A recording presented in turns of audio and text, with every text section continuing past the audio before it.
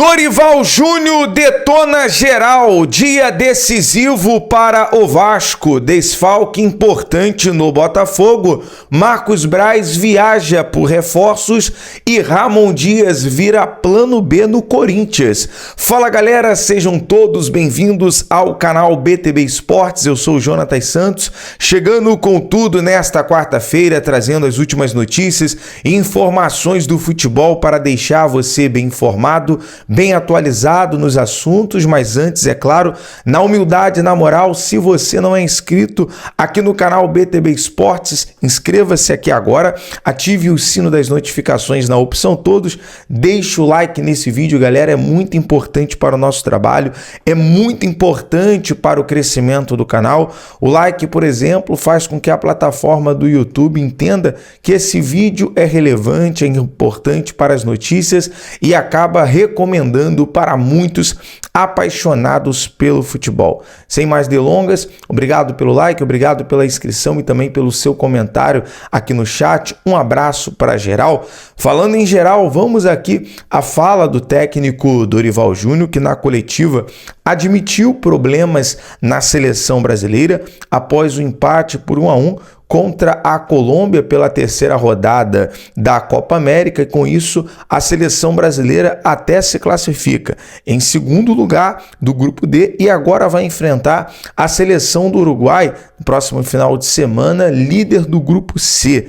A seleção brasileira também teve dificuldades ali, reconhecido pelo técnico Dorival Júnior, principalmente na transição da defesa para o ataque. A seleção brasileira tem tido muita dificuldade nas construções das jogadas, nas saídas de bola, e com isso também levou um sufoco da seleção colombiana, que só não ampliou o placar porque perdeu muitos gols. Mas também foi um jogo marcado bastante por polêmica em relação à arbitragem. E o técnico Dorival Júnior também detonou a arbitragem, detonou ali a postura do VAR, a Conmebol, e é o seguinte, ele fala sobre essa dificuldade que o Brasil mais uma vez saiu prejudicado da partida. O técnico vê pênalti não marcado em Vinícius Júnior e diz que o cartão amarelo no mesmo foi muito estranho.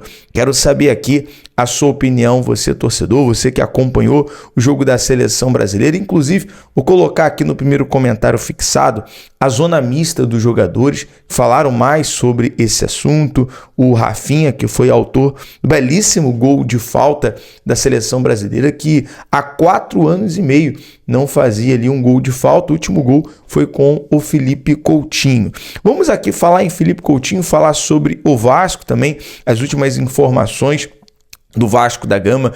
Hoje um dia muito importante, um dia decisivo, daqui a pouco vamos falar melhor sobre isso. O Vasco que fez um anúncio oficial do novo diretor executivo de futebol, o Marcelo Santana, que chegou ao Rio de Janeiro no último final de semana. O novo executivo de futebol conheceu a estrutura do CT Moacir Barbosa, foi apresentado também ao elenco e aos funcionários do Vasco, né? Um objetivo do executivo de futebol agora é auxiliar o presidente Pedrinho nessa janela de transferências, onde o Vasco tem ali de 7 a 8 nomes na mesa. Um deles está próximo de ser anunciado, que é o Alex Teixeira, o Souza, o Felipe Coutinho. Tudo indica que seja anunciado já nesta quarta-feira. E o Emerson Rodrigues chega na próxima semana para ser apresentado ao Vasco, né? O ponta colombiano que está chegando, e o Vasco também está em busca de reforços aí para o setor defensivo. Vamos falar um pouco sobre o jogo de hoje contra o Fortaleza. O Vasco enfrenta a equipe cearense 8 horas da noite no estádio São Januário, com os retornos de Matheus Carvalho, né, o Matheus Cocão, e o atacante David.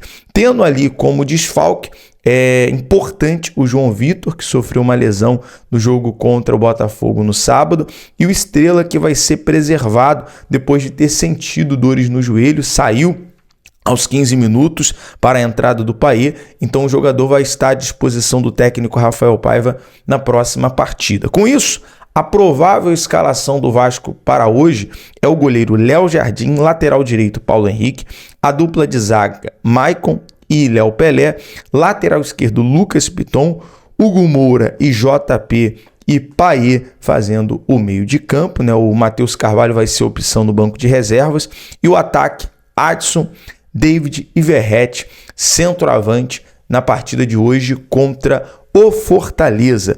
Bom, vamos falar sobre dia decisivo, porque o prefeito Eduardo Paes vai fazer ali a assinatura para sancionar o projeto de lei do potencial construtivo para ampliação e reforma de São Januário.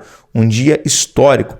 O momento da assinatura está previsto para as 5 horas da tarde, portanto, 3 horas antes do jogo. Nós vamos estar nessa cobertura, nessa jornada completa. Ali na tribuna, onde vai ser assinado, tribuna de honra, onde será assinado o potencial construtivo pelo prefeito Eduardo Paes, nós vamos estar fazendo essa cobertura completa. É muito importante, né, porque pode viabilizar aí uma receita em torno de 500 milhões de reais para oxigenar o caixa em relação ao projeto da construção do estádio, né, a reforma e ampliação, a modernização de São Januário, que é algo tão sonhado pelo torcedor vascaíno. Agora, uma última informação, sendo anunciado nesta quarta-feira, que é a previsão para o anúncio de Felipe Coutinho, a informação do jornalista Lucas Pedrosa é que o Cria, o ídolo, vestirá a camisa número 11 do Vasco. Bom, saindo aqui das informações do Vasco, vamos falar sobre o Botafogo, que tem desfalque importante para a partida de hoje contra o Cuiabá. Trata-se do lateral direito Damian Soares. Eu já vou trazer a provável escalação, porque o Damian Soares, titular da posição, uruguaio, recebeu o 3º cartão amarelo e cumpre suspensão automática. A tendência é que o seu compatriota, o Matheus Ponte, venha ganhar a vaga na titularidade. Com isso, a escalação de hoje: goleiro John, Matheus Ponte na lateral direita, Lucas Alter e Bastos fazendo a dupla de zaga, Cuiabano na lateral esquerda com a opção de Marçal, meio de campo Marlon Freitas, Danilo Barbosa, e o ataque Luiz Henrique, Eduardo, Júnior Santos e Tiquinho Soares. Bom, mesmo sem aí o Damian na lateral direita, o Botafogo vem com força máxima para essa partida contra o Cuiabá. É importante a vitória fora de casa, nós sabemos da dificuldade da Arena Pantanal, mas os 3 pontos significa encostar na liderança, estar ali próximo a Flamengo, a Palmeiras, e o Botafogo de maneira alguma, né, pode se distanciar, até por conta dessa competição. O Botafogo vem forte no mercado. Segundo o John Textor, virão mais contratações nessa janela, girando em torno de 8 milhões a 10 milhões de dólares.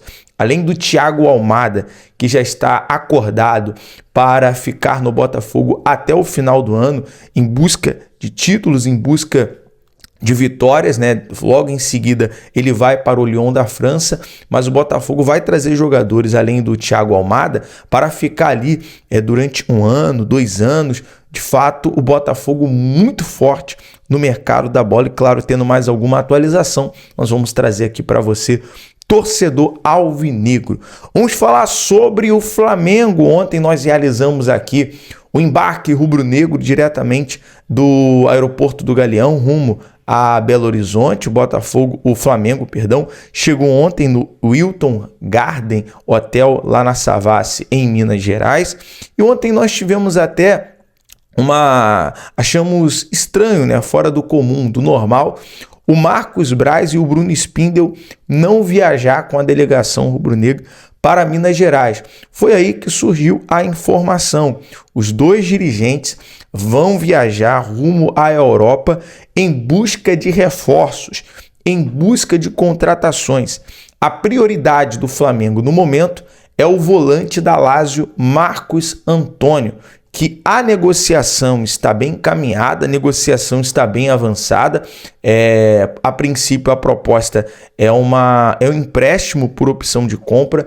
O Flamengo conseguindo a compra do jogador, a proposta gira ali em torno de 5 a 6 milhões, cerca de 50 milhões de reais pelo jogador, mas o Flamengo vai em busca de outras contratações no mercado europeu. Agora falando da partida de hoje contra o Galo na Arena MRV, o Flamengo tem um retorno importante de Eric Pulgar, que estava a serviço da seleção chilena. O Chile foi eliminado da Copa América, portanto Eric Pulgar já retornou, já treinou, inclusive viajou ontem com a delegação do Flamengo para Minas Gerais.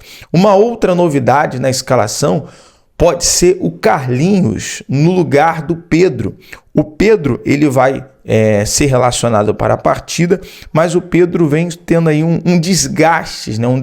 um alto índice de desgaste por conta da sequência de jogos. Então, com isso, a provável escalação do técnico Tite é o goleiro Rossi, Wesley na lateral direita, Fabrício Bruno e Davi Luiz fazendo a zaga, Ayrton Lucas na lateral esquerda, meio de campo Alan, Pulgar voltando de titular e Gerson.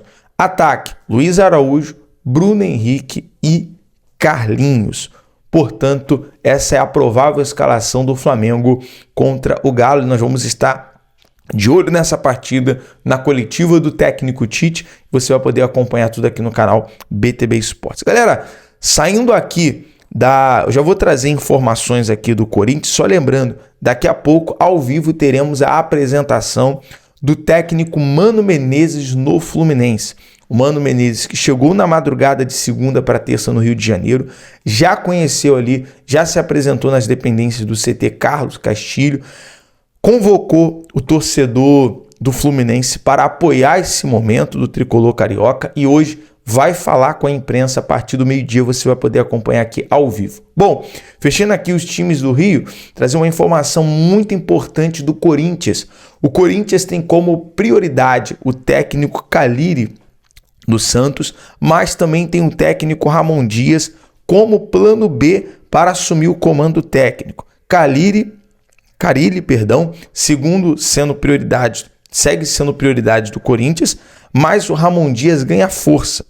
Uma ala do departamento de futebol do Clube Paulista gosta muito do treinador argentino, que gostaria de voltar a trabalhar no Brasil. Exatamente por isso, o Ramon Dias, 64 anos, é considerado um nome fácil para o acerto com o Timão. Os pontos que pesam contra Ramon Dias no Timão são a falta de identidade com o clube e a possível concorrência com o Vasco. Falando sobre técnico, em resumo, é isso. Agora vamos falar sobre o mercado da bola envolvendo o Corinthians. Porto prepara proposta de 7 milhões de euros, cerca de 42 milhões, pelo atacante Wesley do Corinthians. Eu acho que o Wesley não vai permanecer no Corinthians, logo vai ser vendido, até por conta de toda a situação que está acontecendo nos bastidores corintianos. Além da oferta financeira, o clube português pretende oferecer até 2 jogadores em troca para o Timão. Corinthians ainda não se posicionou. Inicialmente, o desejo do presidente Augusto Melo era vender o Wesley por 30 milhões, cerca de 183 milhões de reais. O Timão é dono de 70% do passe do jogador de 19 anos e os demais 30% pertencem ao próprio Wesley. Galera, nós vamos ficando por aqui. Hoje o vídeo de fato recheado de notícias e informações, claro, para deixar você sempre bem informado. Lembrando, se não é inscrito, inscreva-se, ative o sino das notificações, deixa o like, tamo junto, até o próximo vídeo. BTB Esportes em todos os lugares. Valeu!